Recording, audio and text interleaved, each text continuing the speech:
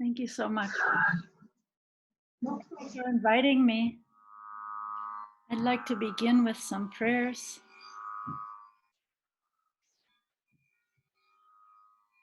Om Ajnana-timirandasya Jnananjana Salakaya Chakshun Militam Yena Tasmai Shri Gurave Namaha Shri Chaitanya Manobhistam Stapitam Yena Bhutale Swayam Rupa Kadamayam Dadati Sapadantikam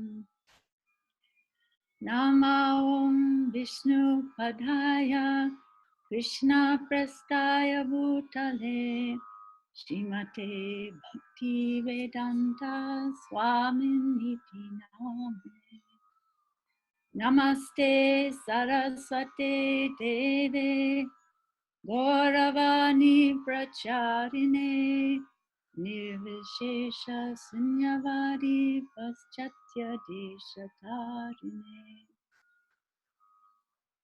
Mukam Karoti Vachalam Angolam Gayate Girim Yat Kripastamaham Bande Shri Gurun Dinataranam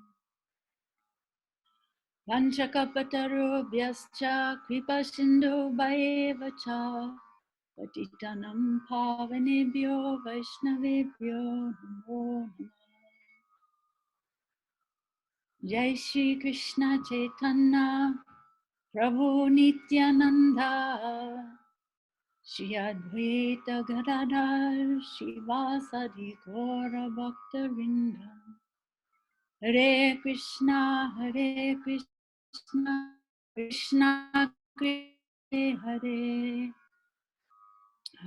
Rama Rama Rama Hare Hare. Thank you all so much for inviting me to speak tonight. I thought I'd speak about the idea of paradoxes on the path or lessons from loss. Right now, we're in a time of what they're calling social distancing, but I think actually it should be called physical distancing because we're actually social beings, and that's not a piece that we can give up, that we're eternal jiva souls and we're meant to exist in relationship with Krishna. We are social beings. But it's interesting to me that in many ways right now, we're connecting more deeply socially than we were before we had this order to isolate in place. Right now, just like tonight, there's so many Zoom calls. Kirtans are being organized with devotees, some of them hundreds of devotees, sometimes even thousands. They're extended readings of Srimad Bhagavatam or Japa Sanghas. So, yeah, this idea of social isolation, to me, it's also a paradox because isolation is the antithesis or the opposite of Sankirtan, right? Sankirtan means coming together to chant together in unison and congregation. So somehow this order to isolate in place is actually inspiring so many creative ways to come more closely together with a deeper intention. So often we take for granted what's easily available. Like sometimes I might think, maybe I'll go over to the temple on Sunday. Once in a while, they have an interesting speaker over there. Or maybe I'll go shopping. Maybe I'll watch a game. Maybe I'll catch up on my email. So I'm just thinking that when we were free to gather together to chant the holy name, to sit together to hear Srimad Bhagavatam, to take prasadam or sanctified food together, or as they say, break bread together, how much were we really appreciating those blessings? So I think this is a sad paradox of our human condition.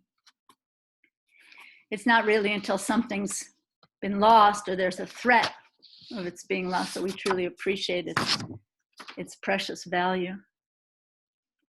And this is a paradox. There's a story about a hunter in a forest. He was hunting, and he was going so many days, day after day, and he couldn't find any animals to kill. So he became very hungry. And finally, he was afraid that he would starve to death. He thought he would die of hunger. And then suddenly, in the middle of the forest, he saw an apple tree right there in the forest, full of apples. And he just became so grateful. And he thought, wow, my life has been saved. So he began picking apples one after another. And then when he ate the first one, he just felt so much relief from his hunger. And then another and another and another. But then the more he ate, the more he became disgusted with apples. He couldn't eat anymore. He just began throwing them. So this is what's called the law of diminishing returns. The more we have, the less we appreciate what we have. And this is a paradox. Many today are seeing loss of life, and many people are appreciating more now how life is sacred. Many people who can't breathe even are appreciating each breath of oxygen, seeing how each breath of life is actually sacred and given by God. I heard a story from Italy that there was a 93-year-old man who was being released from the hospital. And he after recovering from the virus. And so the doctors told him that he had to pay the bill for 1 day's use of the ventilator, which was 2,000 euros. And the old man began to cry. But the doctor said, don't cry about this. It was necessary actually to save your life. Don't cry. And he said, I'm not crying about the money. I can pay the money. But I'm crying because I've been breathing air my whole life, freely given by God. And I never thought how precious it is. And then the doctors began to cry. There's a story about Srila Prabhupada when he came back to India after visiting Africa.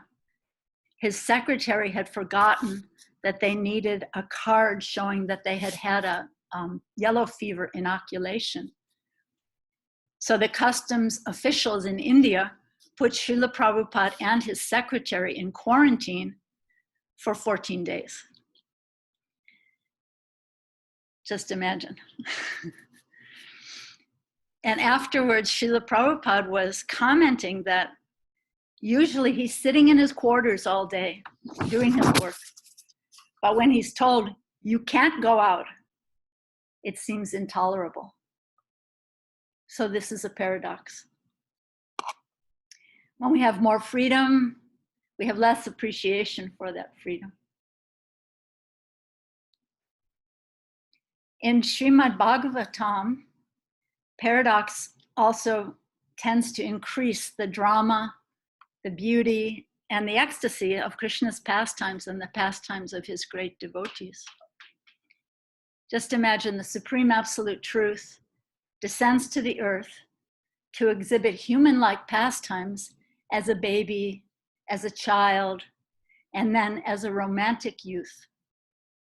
He comes as a baby, but not a well-behaved baby like an angelic Raphael or Gabriel, but as a naughty baby. He lies, he steals, and he pees on the neighbors' floors, and he pinches their babies. This is a paradox. And then as a child, he charmed and bewildered his father using mundane logic and word jugglery to stop the sacrifice and bring down the pride of the great Indra. Holding up the sacred Govardhan Hill as an umbrella, just like a little child might hold up a mushroom with the smallest finger, the pinky finger of his left hand, welcoming all the residents of Vrindavan to to take shelter under the hill along with their cows. This is a paradox. And then, as a romantic lover, the romantic paramour of Vrindavan, shouldn't he or couldn't he have married Sri Radha or her gopi friends instead of leaving them to cry for him for the rest of their lives? So some people say Krishna never came back to Vrindavan, but in one sense, he never left. So this drama of union and separation, and then again union, then again separation, this drama that Krishna orchestrates actually pulls the devotee to a deeper place of longing for Krishna. So these are all paradoxes that heighten the sublime nature of the pastimes of Lord Sri Krishna and capture our hearts. I was thinking about Queen Kunti in her very celebrated prayers. She's bewildered. She's remembering how Krishna stole butter from his mother Yasoda, how he was afraid of her chastisement, although fear personified is afraid of him. So this is a paradox. And then later in her prayer, she says, really, she's saying to us and to her beloved Lord Krishna, she says, actually she proclaims it. She says, anyone who hears, chants, or repeats your transcendental activities or takes pleasure in others doing so certainly sees your lotus feet, which alone stop the repetition of birth and death. But then after she says that, seeing Krishna, Krishna's already sitting on, ready to leave, and she's anticipating his separation. So then she says, so now are you leaving us today? Though we're completely dependent on your mercy with no one else to protect us? Now, when all the kings of the world are at enmity with us? This is a paradox. Lord Chaitanya's philosophy that we're simultaneously one and yet different from God, this is an inconceivable paradox. Sorry, we've got a little noise upstairs. There's a repairman upstairs. So this is an inconceivable paradox, isn't it? So there are many paradoxes in our world situation today. Many people are suffering. There's so much loss of life. Many people are sacrificing their lives in different ways to help other people. And it's a paradox to appreciate how our life in this world is so fragile, so temporary, and yet so very sacred. Humans are in lockdown while wildlife is roaming freely. Industry is closed, factories are shuttered, and with human intervention taken out of the equation, the Ganga and the Yamuna rivers are blue again and flowing freely. And skies are blue over the most polluted cities of the world for the first time in decades. So I'm wondering, would the earth be better off right now without human intervention? Human life, which is supposedly the most evolved, we're supposedly the most evolved life form. Humans who are supposed to be the stewards of the earth. And after the crisis, will it all go back to where it was? This is another paradox. Paradox might evoke some humility in us.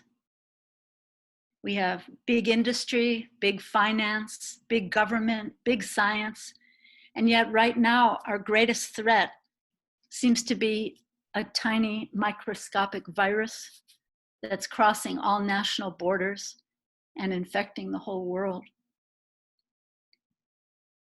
Our most brilliant minds don't seem to have it all figured out. And this is a paradox. We're tiny, and ideally we're meant to live simply and take only what we need. and not to be always indulging our greed to try to usurp and manipulate Krishna's divine energy, Mother Nature, Mother Bhumi, the Daivi Prakriti, who is working under his direction, working always under Krishna's direction. Her bounty, the bounty of nature, are all meant to be offered in Krishna's service for his pleasure. Mirabai, the Vaishnavi saint, speaks also about paradox in her prayers. She says, "Strange are the decrees of fate. Behold, the large ears of the deer, yet he is forced to roam the forests. The harsh crane has brilliant plumage, while the sweet-voiced cuckoo is black. The rivers flow in pure streams, but the sea makes them salt. Fools sit on thrones as kings, while the wise beg their bread. Mira's lord is the courtly Giridhara, and the king persecutes the bhaktas."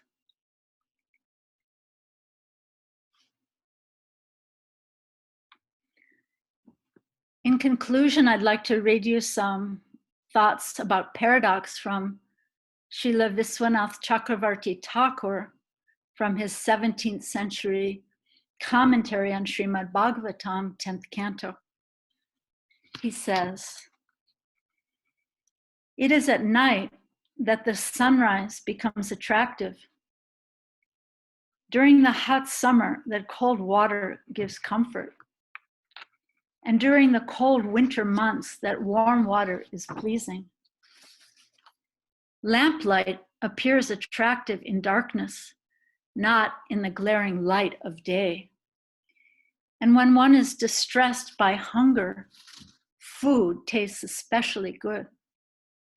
In other words, to strengthen the devotee's mood of depending on him and longing for him, the Lord arranges for his devotees to go through some suffering. And when he appears to deliver them, their gratitude and transcendental pleasure are boundless." That's the end of his words. So what does this mean for us, really? There are so many paradoxes in our world, especially in the last few months. Are there some lessons for us to learn here? What have we lost? And what have we perhaps gained in understanding and realization by being physically isolated? These paradoxes of isolation and community, of life and death, of union and separation, they can all serve to pull us more deeply into the precious and finite time each of us has left in this world, to ponder, really, to ponder more deeply. We're eternal beings, yet we're temporary in the forms we now see and inhabit. We're traveling here as visitors, really as guests in this world. And that's another paradox. So these are some thoughts. Thank you so very much. Maybe you can, maybe something's important for you here, or maybe you can reflect back, or maybe you have some questions or realizations that this brought up for you. What are your thoughts about paradox, about lessons from loss?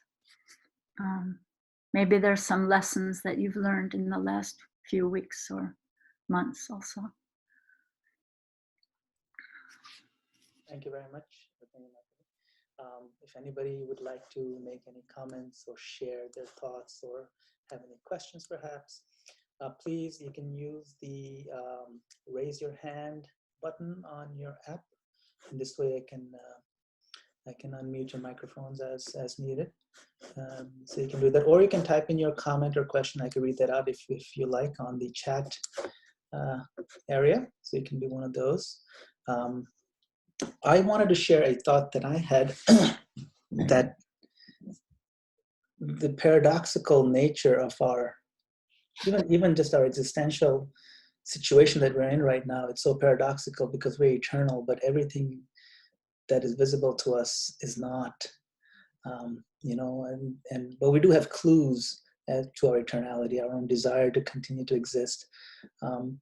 And what makes a lot of our experiences paradoxical is that the things that we thought will be disasters are actually incredible opportunities that we wouldn't have been able to leverage had it not been for these disasters.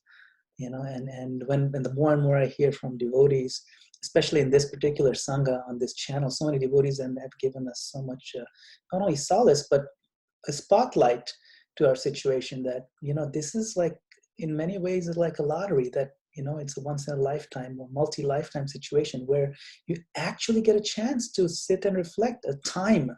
You know, when we're running around, we don't have the time to sit and reflect. Now we do, you know, reflect and see where we are, you know, and under pressure, what we're made of becomes more evident. And it's not necessarily bad when we see the weakness in us, if that becomes evident, because that in itself is also a good thing. Because, hey, you know, I thought I was this very great person and this opportunity would have really shown my greatness, but it turns out I'm not so great. But it's good. At least now I know where I am and we can move from there. So there's this all good in one sense. It's just, are we leveraging the opportunity handed to us? So it's so many levels. It's coming out as a gift to the human society. Yeah, we've been given this gift of time and space. Of course, time is also a form of Krishna. Gift of time and space. Actually, the poet Rilke said, "Let us not squander the time of our suffering," which is so interesting. So a chance to go deeper, a chance to, as you said, to see where our vulnerabilities are, and then pray to Krishna that I'm seeing this dirt come out of my heart. I'm seeing this weakness of heart, hridaya Daurbalyam, yeah. This weakness of heart, I'm seeing this come out. So please help me to take shelter of you. I mean, it's interesting. I made the point in the beginning that many people are going deeper, but there are also people who are becoming more stressed. And apparently the incidents of domestic violence are up. I heard today something that lawyers are planning that there are going to be many more divorces during this time.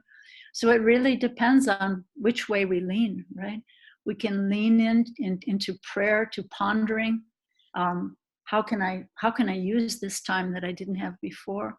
Or we can lean out and be kind of irritated with everything, with our spouse, with our kids, you know. And also, you know, the fears that we have right now, many people have fears about their finances. So to really take a few moments to take a deep breath and to breathe in the blessings of the holy name and to breathe out that fear and stress and to ask Krishna, please, you know, you are our maintainer and protector. Give me shelter, show me the way, show me the next steps. Because what does Srila Prabhupada say? He says, all fear comes from worrying over the future. So fear is actually a future focus. So if I can be in the moment, like just really breathing in Krishna's holy name, breathing out the stress, then we can ask Krishna to take care as he always does. You know, I always love the prayers of Maharaj Prithu where he says that we're the kids, you're the father. Children don't know what to ask for, what to pray for. So give us what's best for us. You know what's best for us. Such a beautiful prayer. Thank you. So Vijay Krishna Prabhu had a question. Vijay Krishna Prabhu, please go ahead. You can turn on your camera. Yes, Mother Rukmini. Can you hear me? Yes. Mother Rukmini, this is Vijaya Krishna from Portugal. Hari Bol. Hare Krishna. I have a question related to your class about paradox. Yes. And while you were lecturing, giving your class, it came to my mind two very famous paradoxes in Vedic literature. The first one is that people do not want to surrender to Lord Krishna because if they surrender, the risk for them to become the very poor, the poorest of the poor can happen. So they become afraid and they do not want to surrender because they are still attached to material riches. And then you spoke about Queen Kunti, and Queen Kunti asks from Lord Krishna for calamities, because if calamities are present, then the only solution is to take refuge at the lotus feet of Lord Krishna. So do you have any comment about these two paradoxes? Such a high level of consciousness, isn't it? That what does Bhagavad Gita say? When one's mind, faith, and refuge are all sheltered in Krishna. So her mind and her heart, her whole being is so sheltered in Krishna that she just wants Krishna, and those calamities make him appear. Just like when you strike a match, fire comes out. So those calamities make Krishna come to the rescue of his devotees. A tremendous paradox. But it just shows her beautiful heart. I mean, which one of us could really pray the way she prays? And then it's so true, we're afraid to surrender to Krishna because maybe he'll take everything away, because he says those people who are dear to him, he takes everything away. Of course, there's so many stories on both sides. There's Sudama Brahman. He gave Sudama Brahman a tremendous opulence. Of course, Sudama was a little bit attached to renunciation. So Krishna had to show him that I'm the most precious thing, not the renunciation. But in any way, Krishna sees our hearts. He sees what we give. He sees what we give. He sees what we hold back, right?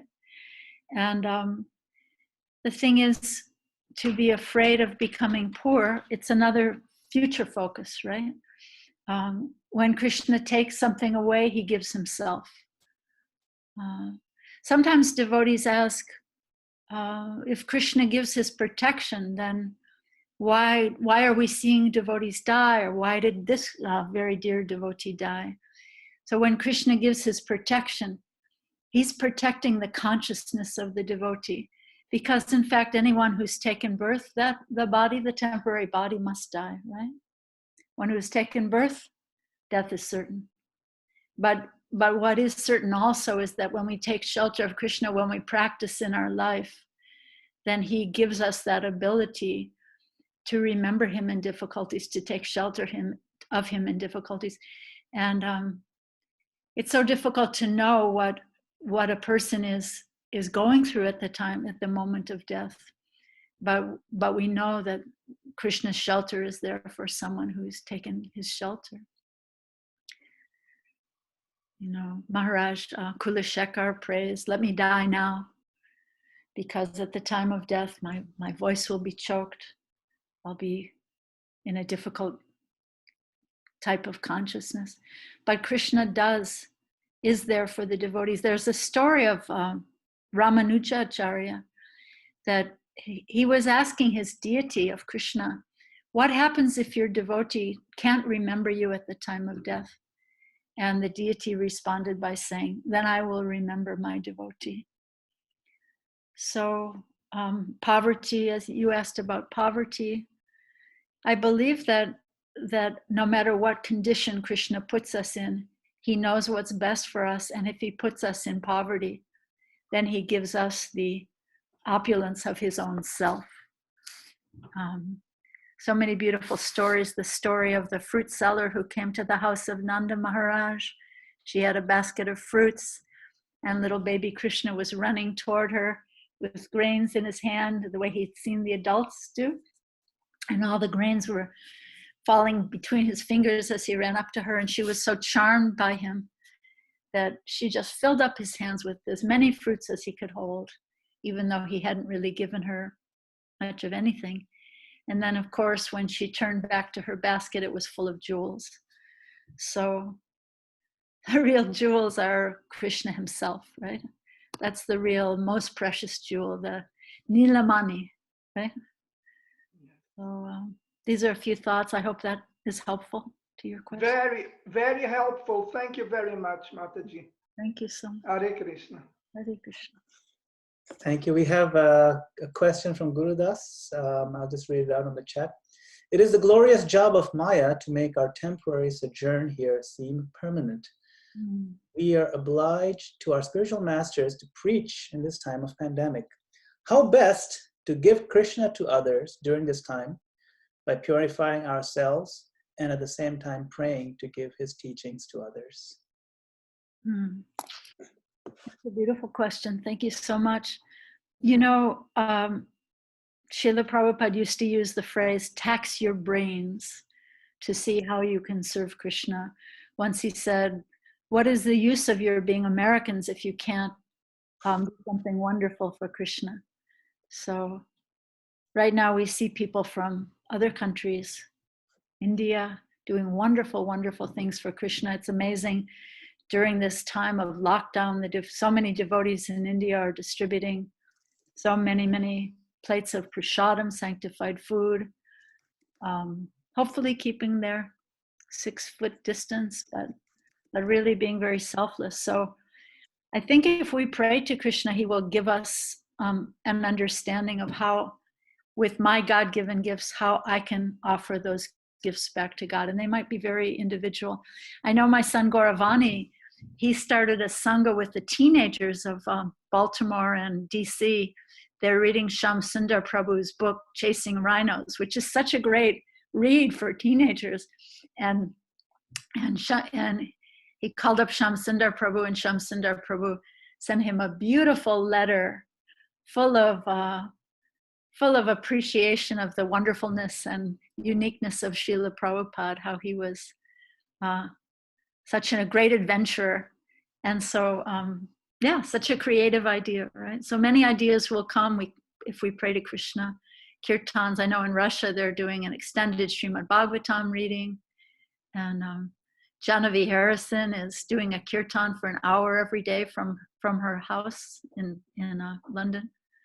So, pray to Krishna. He's waiting for us, actually. He sits in our hearts.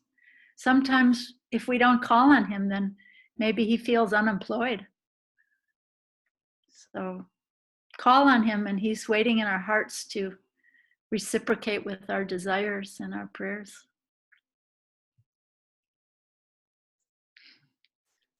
Thank you. We have a question from Helen. Which Helen is this? Hold on, let me unmute this. Go ahead. Hey, Haribol, Rukmini. Oh, Haribol, Helen. You have to really name your label here a little better. Sorry. Last night we were hearing from Bhakti Charu Maharaj, and someone asked him to tell about his experiences with Srila Prabhupada. And so it's wonderful that you're here tonight, and you had so much personal association with Prabhupada at such a young age. Would it be all right if you shared some of those experiences with us? I will tell you a funny story that I just shared the other day. How did this come up? I'm trying to remember how this came up. Oh, there was a discussion on one chat about why sometimes we see in the great pictures of the great devotees, they have rather long hair. And why did Prabhupada ask the men in ISKCON to shave their heads?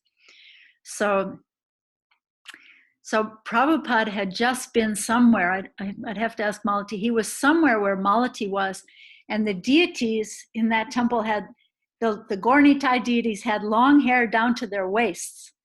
And Srila Prabhupada chastised the pujari and said, Chaitanya Mahaprabhu was not a hippie. And so then almost immediately after that, he came to San Francisco. There was a Rath Yatra in San Francisco. And after the Rath Yatra, there was a conversation in Prabhupada's room in Berkeley. And one of the BBT artists pulled a copy of Teachings of Lord Chaitanya off the bookshelf and said, Srila Prabhupada, we see in the paintings of Lord Chaitanya that he has rather long hair. And so then right after having said in this other temple that Chaitanya Mahaprabhu is not a hippie, in Berkeley, where I was sitting in the room, Prabhupada said, yes, Chaitanya Mahaprabhu, he was hippie. That's great. It was so funny because, he was really taking the mentality from which the question was asked, which is something he would very often do. He would not so much answer the question, but address the mentality with which the question was being asked. So obviously, to all of us, to him, this person was really wishing that he could also have long hair. Why can't we have long hair if Lord Chaitanya and the Panchatattva have long hair? And so Prabhupada said, yes, Chaitanya Mahaprabhu, he was hippie. And then he said, therefore he has come to save you. But because of his Bengali accent, where all the S's are a little bit more or less SH, so we weren't sure if he was saying save you or shave you. So then Prabhupada picked up on that and he kept repeating, save you and shave you, save you and shave you. Chaitanya Mahaprabhu, he has come to save you and shave you. That's a really sweet story from Srila Prabhupada. Thank you. Thank you. We have a question. Thank you. If we have a question or comment from Yashoda. Go ahead. Hare Krishna, Rukmini Mata. All my friends, I miss you. We miss you. We miss you so much. Nice to see you, though we've been talking on the phone. A comment and a question. Something you said resonated with me. Yes, even in this time, there's paradox. Lots of people are suffering. I know of devotees who have lost their job, for example, or are struggling financially, and that's obviously a very sad situation. And devotees should do what they can to help, even if it's just prayers, for example. But the paradox is that, like you said, there's so many sanghas going on. Like on this Tobacco Sangha, for example, every night we have fantastic speakers. 3 times a week, His Holiness Jayadvaita Swami, who's on here tonight, by the way. His Holiness Jayadvaita Swami leads a discussion on Bhagavatam where people can ask him any questions related to what he's reading from first canto. And there's been so much nourishment going on. And I felt, like you said, we go to the temple and we receive so much sangha or so much hearing, and sometimes we may not take it, very as what it is, and we may take it cheaply. Whereas now we're really relishing it and taking it deeply. So that's the paradox. So that's the comment. The question I had was actually, I was going to ask what Mother Vegavati asked, which is to narrate a Prabhupada pastime. So I might make it a twofer, if you don't mind, a twofold question.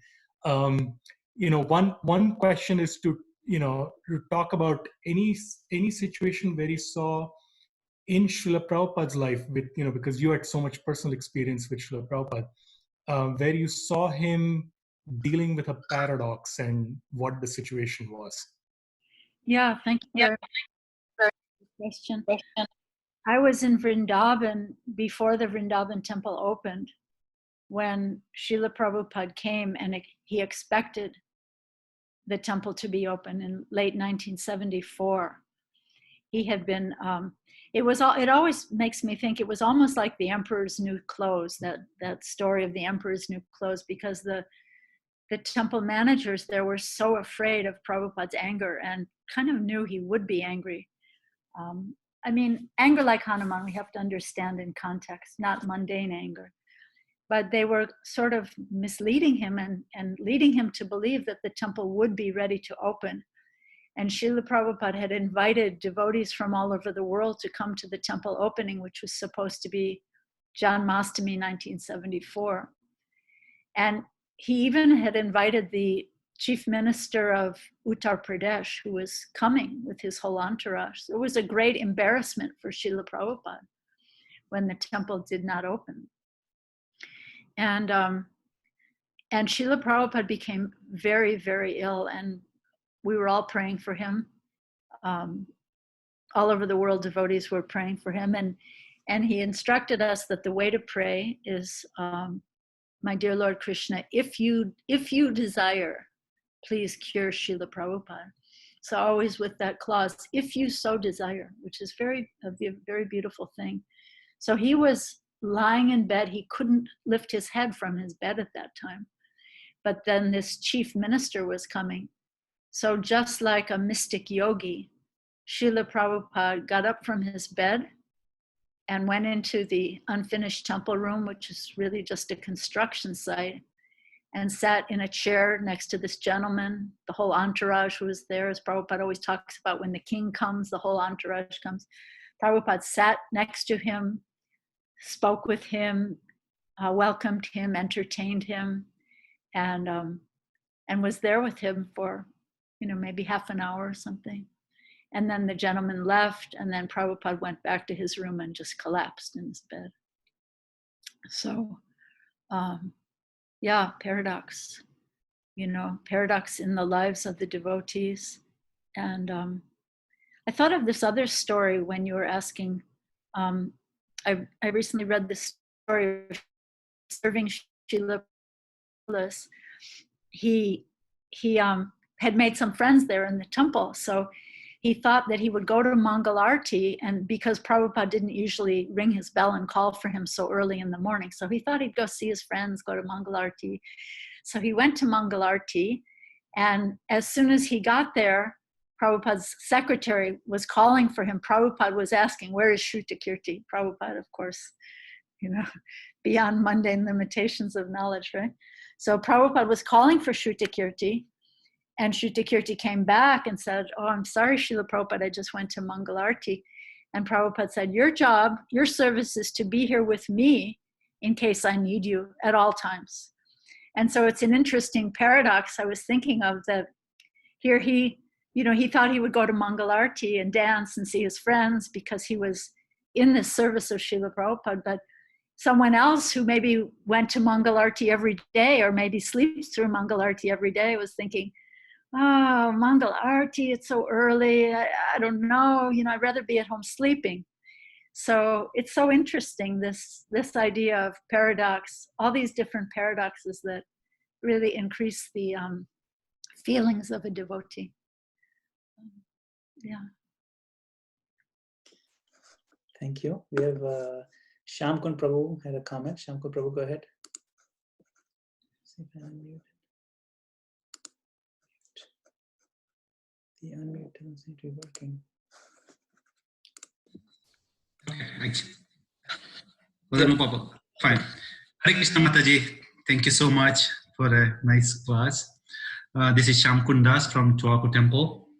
So, my question to you, Mataji, is Krishna is the source of all these paradoxes? The reason I'm asking this question is, we know Krishna as a Bhagwan, as full of 6 opulences. For example, he's the most famous person in the whole creation. But still, it's so difficult for us to preach. It's much easier to preach the Buddhism compared to the Krishna consciousness, right? Because even the Buddhism is atheistic. So looks like there's a paradox right there. And Krishna is the most wealthiest, Kandar Pokho Dikamaniya, so he's like the most wealthiest person.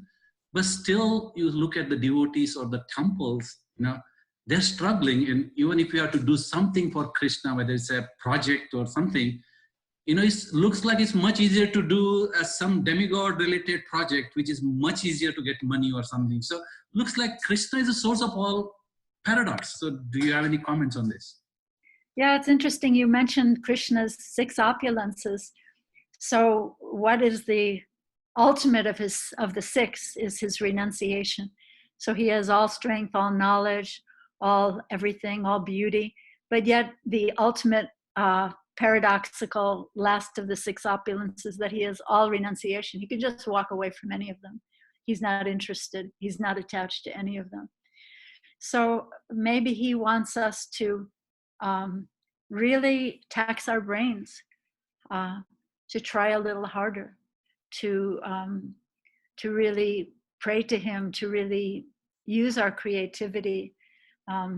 You mentioned Buddhism being atheistic, and it's so interesting because in one of Prabhupada's writings, he says there is actually no void anywhere in the creation of the Lord. Such a unique kind of a great Mahavakya of Srila Prabhupada. There's no void anywhere in the creation of the Lord.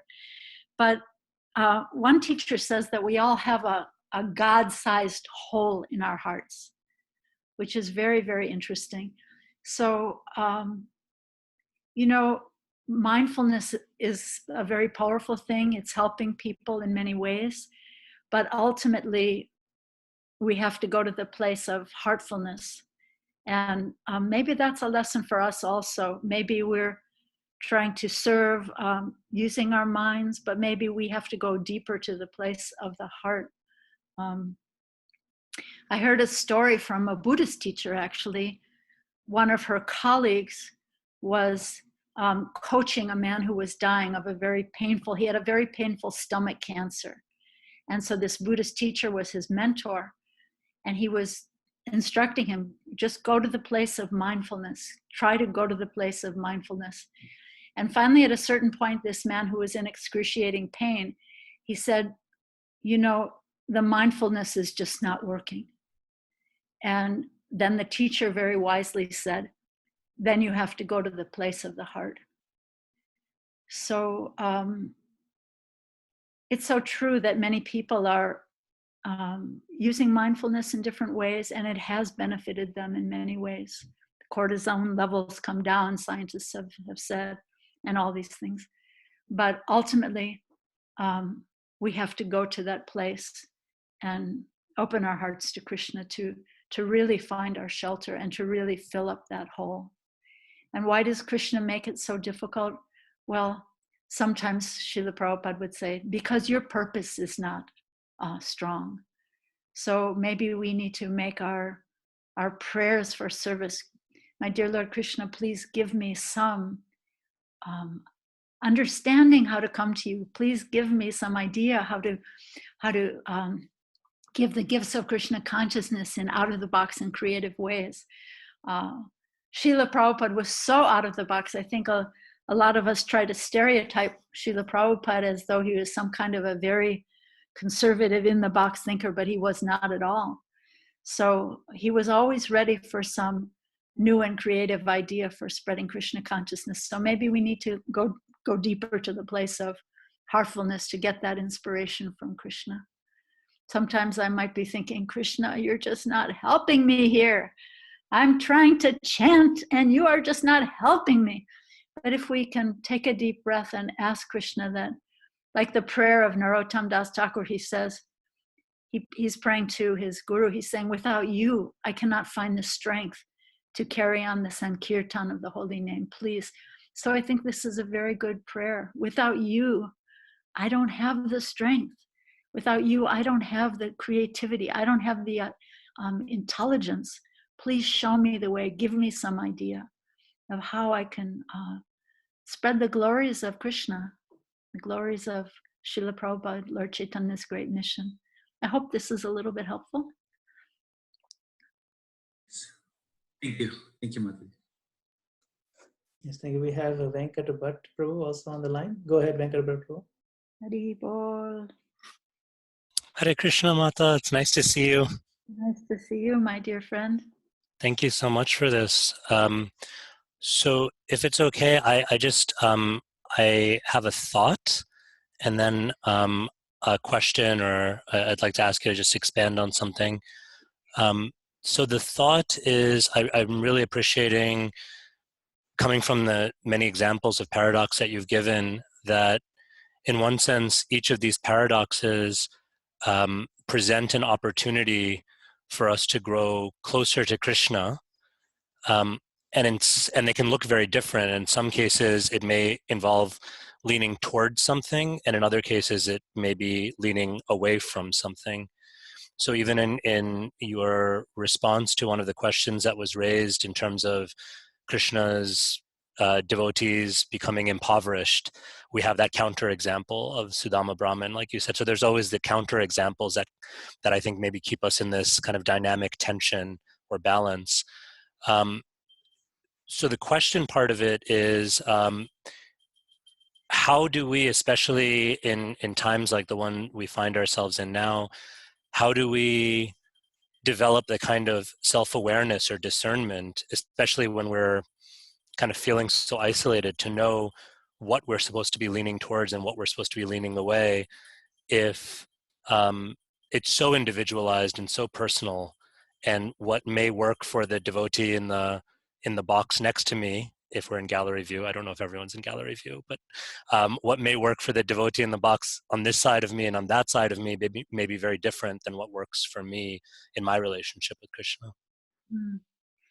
Thank you. I love this question because it is so individualized. And yeah, one man or woman's food is another man or woman's poison. Haribol Krishnangi. Yeah, so that idea of discernment, I think, is it's a gift. It's a word that we hear. The Christians use this word a lot, and I think it's a really beautiful concept and a really beautiful gift. And to me, it just seems to come from going into a place of deep prayer, because so often we do want to just, okay, this is working for him, maybe it'll work for me, but maybe that's the worst thing in my situation, and maybe my gifts or my abilities are very different from that person's gifts or abilities. So that discernment, what can I say? I mean, I don't think that you either got it or you don't. I think it's a gift from Krishna, and if Krishna sitting in our hearts knows that we're crying for that and begging for that, then I think he will reciprocate. And all these uncharted territories, I keep thinking, as I'm answering this question, I keep thinking of Shyam Sundar and his time with Srila Prabhupada. And Shyam Sundar is so much like an Indiana Jones type of a character. And he was always up for the next creative adventure with Srila Prabhupada. And he learned that from Srila Prabhupada. Whatever hasn't been done, let's try that. Wherever we haven't gone, let's do that. Let's go to some uncharted territory and do something wonderful for Krishna. I think you yourself are doing that at Princeton. So, interacting with so many people who maybe are not, don't think of themselves as ISKCON devotees or even Vaishnavas, or, youth who are very, very brilliant from the Indian community. And these are all uncharted territories, and it tests our creativity. Sometimes we want to just hold back and stay in that groove of what I've done before, or what someone else has done before. But I think the greatest rewards will come when we venture out into those places of uncharted territory for Krishna. And it's not the same for everyone. Not everyone could do it, or not everyone should do it, right? But I think it's very exciting. And I, as I said before, I don't appreciate when devotees try to kind of remold Prabhupada into this very stereotyped personality and try to create that kind of stereotype within his mission, because I think that's not at all what he was about. He would pick and choose what would be good for our bhakti. Sometimes it was something Vedic, sometimes it was something very, very progressive or innovative. So whatever would enhance our bhakti, yena tena prakarena mana Krishna niveshayat. Somehow or other, fix your mind on Krishna. Like I think of you as a person, you know, you would not be happy doing some kind of in the box profession or in the box type of work or service. So Krishna so kindly reciprocated with you and given you this whole new terrain to venture out into uncharted territory, to try to capture the hearts and minds of some brilliant, brilliant people, to charm them with Govardhanika village or the beauty of Lord Krishna. So I was just thinking when we had that conversation between Radhanath Swami and Father Frank Clooney at Columbia University, and Shruti came up to talk to you while you were speaking with Father Clooney, and you said to him, "This is my daughter Shruti," and she said, "I am not Shruti, I am Lord Ram." And this Catholic priest, the head of the Center for the Study of World Religions at Harvard University, said, "Oh, Lord Ram, very nice to meet you."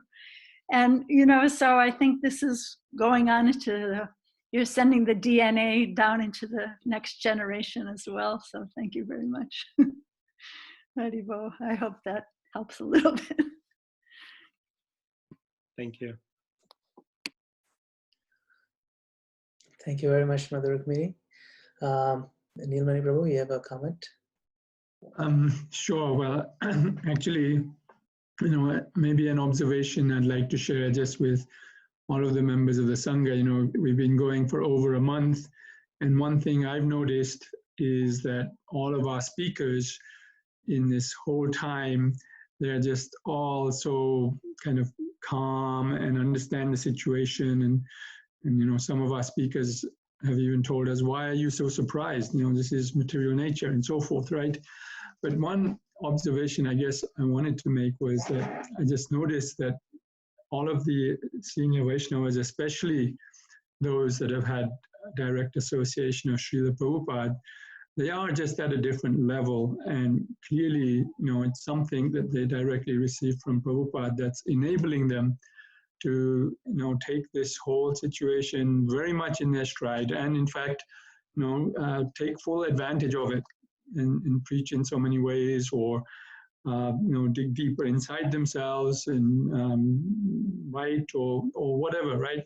So I guess my question, Mataji, is can you kind of give us a glimpse of what that was, that essence that Prabhupada was so able to give to his direct disciples that enables them to be so robust and so fearless and have faith continually and no anxiety, you know? I really have to say that I see that depth in many people of the second and third generation, many of them going much deeper than Prabhupada's own disciples. And I think it's a matter of how deeply someone takes it into their hearts, and that's available through Vani and through sound. I mean, you know, I really believe that. I feel that depth is there available for all of us. And many of Srila Prabhupada's disciples who had the most personal association with him are people that walked away from it. I know at the time of Prabhupada's disappearance, there was one sannyasi, had lots of intimate association with Srila Prabhupada. And he said, "Well, if Prabhupada's leaving ISKCON, then I'm leaving ISKCON too." So it depends on how deeply we embrace it and take it deeply into our hearts. It depends on that gift of our own discernment and how we've been able to access that. Yeah, I really have to say that my experience it's just a complete mix. there are many, many people, again, you know, children sometimes, people in the second generation from all different countries, sometimes seeing that depth in people who never ever saw Srila Prabhupada. So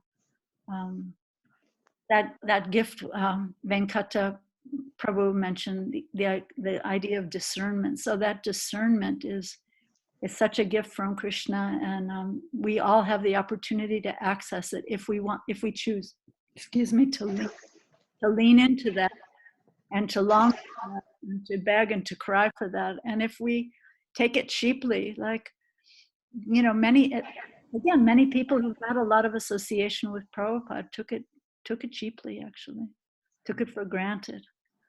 And so. Thank you so much. Thank you. You have any more questions, Madan Gopal Prabhu? I think we're good. So, well, I want to thank you, Mother Rukmini, on behalf of all the devotees here at our Sangha, and for really bringing the next level of going internal, going deeper into our own hearts, and coming out stronger in these times of difficulty, crisis, and then seeing that, you know, the world is full of paradoxes, and yet we can leverage all of them to move further. Nothing can slow us down in Krishna consciousness if we have the right perspective and the right approach. So thank you very much for you know, giving us that incredible perspective. It's very valuable for us. So I'm going to, before we dissolve the meeting, I just want to make a quick announcement. We have this program on this channel 7 days a week, and we had a very power-packed weekend, and thank you for capping it off with Rukmini Mataji. And then coming up on Monday, Wednesday, Friday at 8 p.m., His Holiness Jayadeva Swami speaks from the first canto. Then on Tuesday and Thursday, on Tuesday we have His Holiness Bhakti Purushottam Swami on Jagannath Leela, and on Thursday Hari Parashada Prabhu speaking on Damodar Leela. And then next weekend, another power weekend with His Holiness Giriraj Swami, Vishakha Devi Dasi. We'll talk on her memoirs and her memories with Srila Prabhupada and some photographs. And on Sunday we have His Holiness Radhanath Swami. So please do join us on this channel. Look out for the announcements on Facebook and so forth, or just save this channel. And on weekends we have earlier times. On weeknights it is at 8 p.m. Hare Krishna. Okay. Rukmini Mataji, again, my sincere gratitude. Thank you so much for agreeing to come on our Sangha. And, you know, with your permission, we'll request you to come again in a few weeks again, because I'm sure this is going to go on for some time.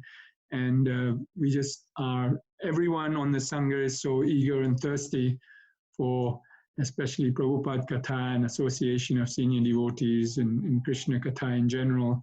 So thank you so much for coming, and please bless the members of this Sangha so that they can hear more and more and more and become closer and closer to Krishna.